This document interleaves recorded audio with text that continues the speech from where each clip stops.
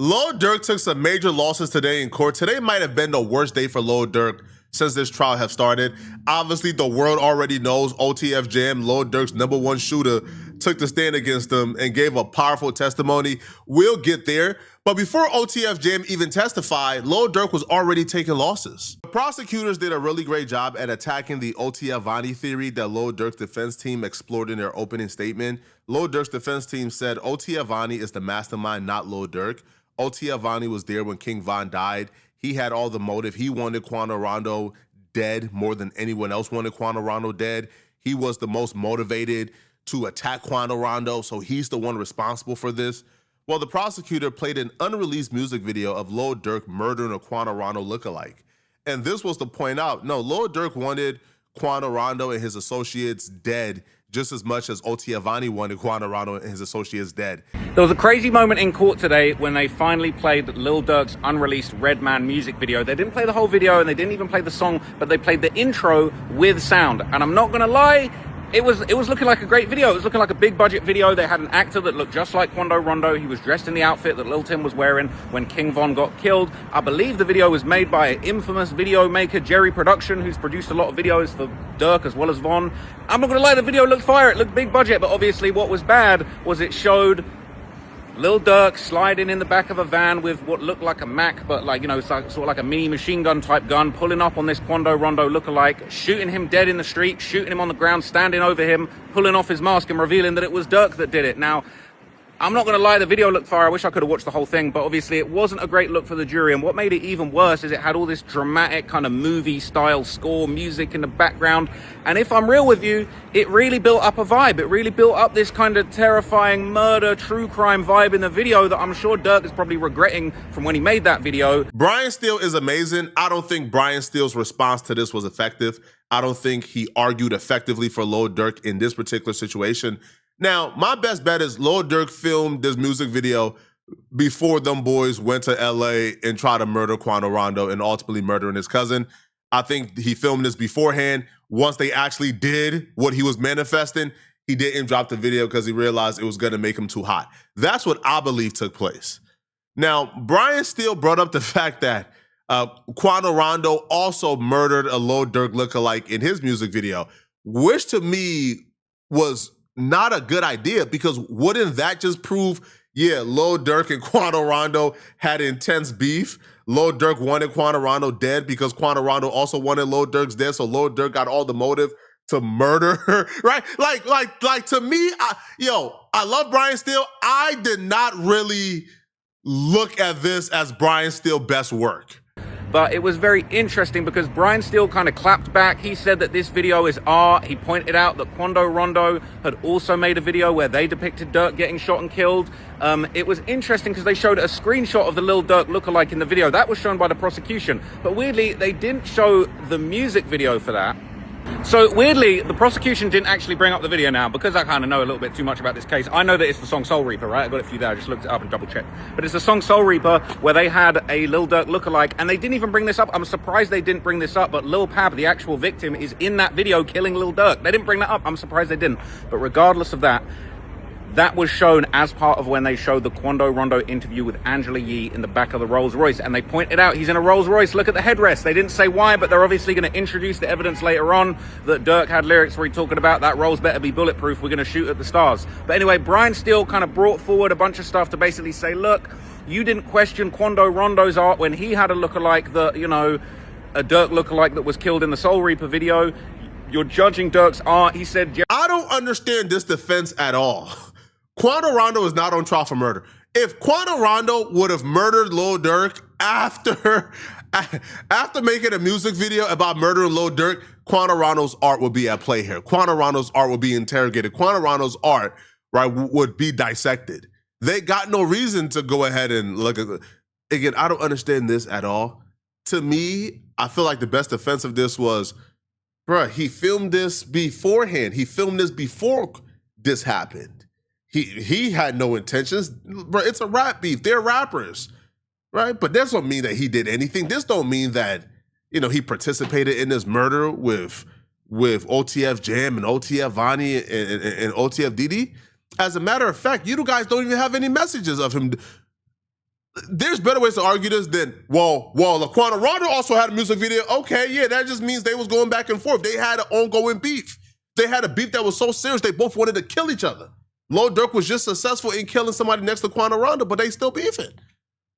Now, it doesn't help Durk, right, that the victim, Lil Pop, is actually in the music video murdering Durk. Hold on. He also reveals some text messages that Lil Durk had with Doodie Lo, where Lil Durk is sending Doodie Lo Quando Rondo's number and apparently another guy's number that was gonna help Doodie Lo track down Quando Rondo and get his low. But here's the thing though, there are other messages between Doodie Lo and somebody who's currently unknown.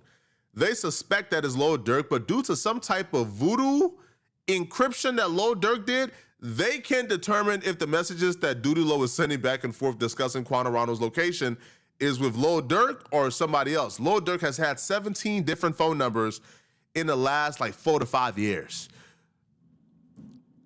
Okay, so there was some crazy evidence that was shared today. I'm going to be very careful about what I say. I don't want Durk's team to scream at me outside the courtroom telling me to delete everything like they did today. But look, I'm just going to be careful about what I say. They brought up some of these Doodie Lo messages. There were messages back and forth with Doodie Lo. Now, I want to just be very careful what I say. It seemed like they were inferring that Durk was kind of going back and forth in these messages. But I don't know if that can be 100% proven. They were saying that there were a lot of messages that were deleted. Durk's efforts to apparently delete his messages very regularly seemed like he was actually having some success with deleting these messages, okay? It seemed to suggest that Doodie Lo had gone back and forth with somebody that was saved as Slime Life Shorty. Now, I know Slime Life Shorty is someone in Atlanta who was brought up in, the Young Thug situation, and there was even kind of a whole thing where, Young Thug had dropped that song, talk about Slime Life Shorty, I hope you put down your 40, but it seemed like that was what Doodie had Durk saved as, but I can't be 100% sure. But Durk would be better off if the messages was him. He'll be better off if the messages was him. But he better get on bended knees, man, and pray those messages ain't between Doodie Lo and the real Slime Life Shorty. I don't know Slime Life Shorty like that, man. Young Thug have rapped in multiple songs that Slime Life Shorty is a rat. So if that's the real Slime Life Shorty they're talking about, what are the odds that Durk had nothing but informants around him, man? What are the odds that somebody who's as careful as Lil Durk is, Durk was deleting messages, Durk had 5 different numbers, Durk got rid of his iCloud, Durk wasn't texting about nothing. What are the odds that somebody this careful would have nothing but informants around him? Context of the conversations seemed to have Doodie kind of going back and forth with Durk. They basically seemingly had a bit of a celebration. So what was interesting, right, was apparently Doodie Lo had done a reaction, like a laughing reaction, to a message that said no, which was right after Quando Rondo was screaming on the street no over Lil Pab's body. Now, they had basically recovered that reaction, but what they didn't have was the original messages. So we don't know for sure, but it seemed like it would have been a reaction to Durk's message saying no, but we don't have that. And then basically we saw this back and forth with Doodie Lo, and basically before anyone says Doodie Lo's telling or he's cooperating or anything like that, the feds basically said that they had numerous warrants for numerous iCloud accounts with Doodie Lo. It was hot for Doodie Lo, and the feds were onto him, and clearly they I don't know how they did it. I don't know if he even know they got it, but they got all of his iCloud info from his phone. But basically, they went back and forth. Doodie Lo had apparently said to this person, it was saved in his phone, keep your head on, Slime. In the pain, I'm with you for life. This was the person said to Doodie Lo, keep your head on, Slime. I'm in this pain, I'm with you for life. I'm drilling about this shit. Doodie Lo said, I love you, Slime. They said, I love you back, Slat. It's up about this shit. After that, this person was messaging Doodie Lo saying, where you at? I'm at the crib. Doodie Lo saying, call me. And then that person that saved the Slime Life Shorty sends Doodie Lo Quando Rondo's number. And he says, Quando's number. They said it's one of his phones. And then the next day, there's a message back and forth where that person that saved the Slime Life Shorty, that it seemed like it could have been Durk, but not 100% confirmed at this stage. They basically said, I've got an N-word from Savannah who got drops. Obviously, Savannah, Georgia is where Quando Rondo is from, drops his locations, and Durk says, this is him, you want his number? Doodie Lo says, yeah, and he sends the number. Now, obviously, it was made very clear nothing was necessarily slid about. They never tried to do a drive-by on Lil Tim or anything like that in Savannah, but obviously these messages were going back and forth, and it's not a great look. But when most people hear that or read those messages, the thing that they're focused on is Lil Durk. Man, was that Lil Durk? The thing I'm focused on, man, I don't even give a damn about the Lil Durk aspect. Maybe my mind just works different. What I'm focused on is Doodie Lo. Hold on, Doodie Lo is in 4K doing all of this and he's not on trial? Hold on. Doodie Lo was confirmed in court, by the way, by OTF Jam. Shout out to Remo. But OTF Jam confirmed that Doodie Lo was co-conspirator number 4. All right, it's actually about to come out in the courtroom within today or the next couple of days, but there's been some text messages that's been leaked out in the courtroom, and pretty much a day after Vaughn died, Durk texts Doodie Lo and Quando's number and the number of someone in Savannah who might be able to get his location. That was actually said in court. It's actually going to come out to find out that, well, you guys are actually going to find out that Doodie Lo is actually co-conspirator number 4, and it was actually not Brick Baby. So everybody who's been saying Brick Baby is a snitch, yeah, you can tell that it's not Brick Baby. Doodie Lo is actually allegedly the person who dropped the location, and he's going to be named as co-conspirator 4. If you guys already ain't read between the lines already. But just because he's named as co-conspirator 4 doesn't mean that he is snitching. I don't believe Doodie Lo is snitching because, I mean, at the end of the day, you just seen him out there with Lil Durk's lawyers and shit. So, like, nah, he's not snitching or anything. But Doodie Lo is co-conspirator 4 from what I see, as it says he's the person who allegedly dropped the location. Who else, I mean, around OTF could drop the location? If you guys go back into your research, you can kind of see everything lines up. But, hey. Co-conspirator number 4 gave the drop. We already said he gave the drop to OTF Jam, OTF Vani. He worked with the Rolling 60s in getting Quando Rondo's location when Quando Rondo was in LA. He was a part of the murder plot. So if he's that involved, why wouldn't he be on trial right now? 2 things. The snitching thing, right? He's either cooperating, but I don't feel like he's cooperating because, like I said before, he's being embraced by Lil Durk's family. Lil Durk's wife is giving him a hug. The father's giving him a hug. This ain't no secret, right? Lil Durk and them could have looked at that indictment and they know exactly what happened. So they would have known who co-conspirator number 4 is. So I don't think he's snitching. What I do think is, man, right after this is a RICO.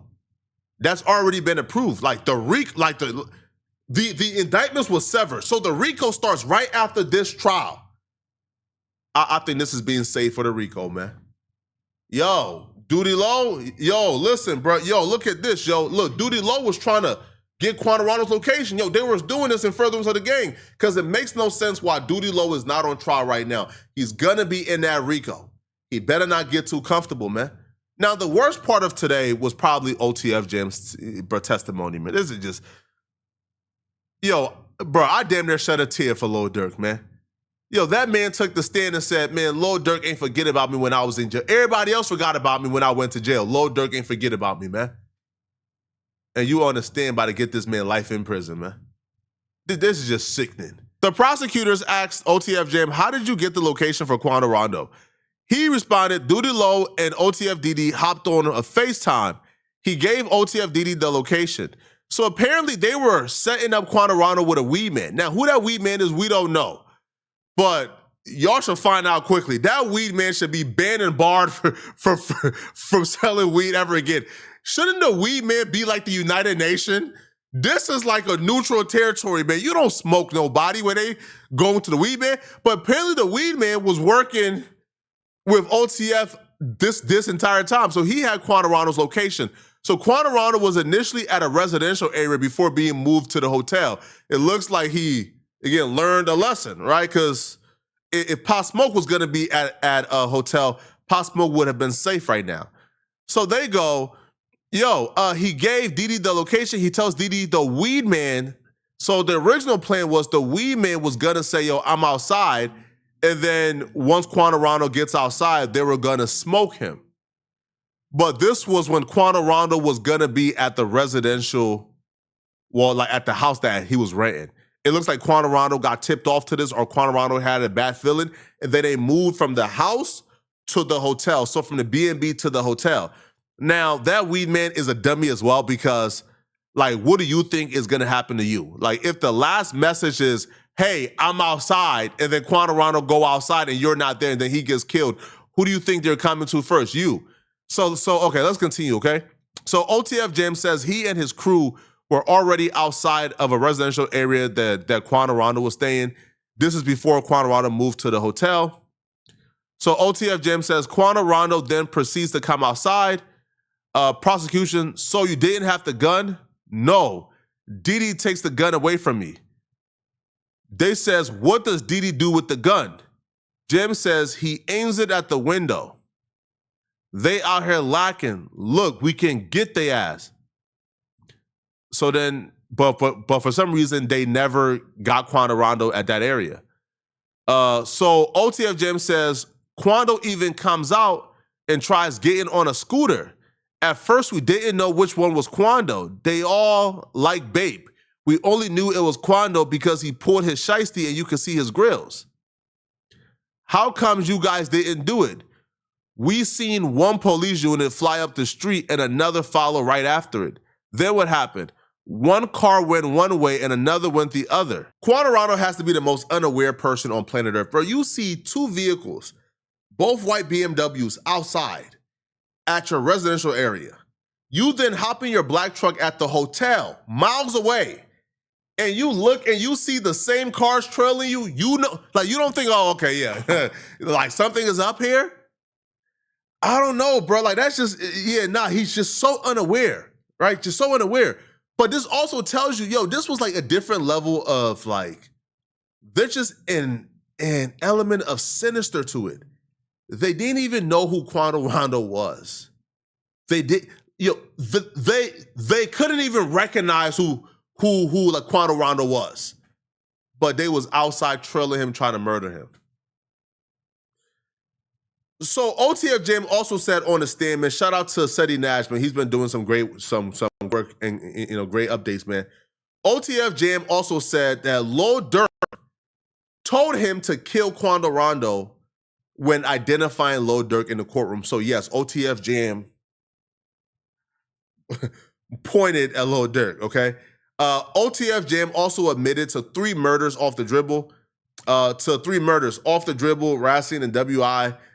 He did a headshot. His OG said kill him. Oh, this was the robbery, by the way. Oh, yeah, that was the robbery. So apparently they did a robbery. Somebody got shot. The OG told him to kill the dude because the dude was going to be like a witness, right, if they ever get caught. This is just unfortunate, man. Yo, a lot happened today. Now, OTF Jam is being cross-examined tomorrow by Brian Steele. Brian Steele, again, is a phenomenal lawyer, bro. I just don't know if Lil Durk can overcome all of this, man. This is just a lot for a jury to take into consideration, man. But y'all let me know in the comment section, what do you guys think of this? There are photos that have surfaced of OTF Jam on the stand. I'm not going to show those photos. I don't know. Like me personally, I do not know the legal implications of them. What I can tell you this is I am aware there's videos that shows the jury faces that's being shopped around, that's being circulated, all right? And if that video gets out, this is going to be a mistrial, 100%. If you guys, again, there's videos from the overflow room showing all the jurors and their faces. If that video gets out, this is going to be a mistrial. It's being shopped around. So there's a lot of twists to come in this Lil Durk trial, man. Y'all let me know in the comment section, what do you guys think? So far, what's your gut feeling, man? Is Lil Durk beating this? Is he not beating this? Let me know, man, all right? All I'm wishing for is justice. If Lil Durk is innocent, free him. If he did it, well, hey, man, you know what got to happen, all right? But let me know in the comment section, what do you guys think, man? If you're still watching this video and you want to watch another good video, click on this video right here to find out why Chrisean Rock panicked after being confronted for killing her ex-boyfriend during the interview. I'm going to see you guys in this Chrisean Rock video. I'm out of here, folks. Peace.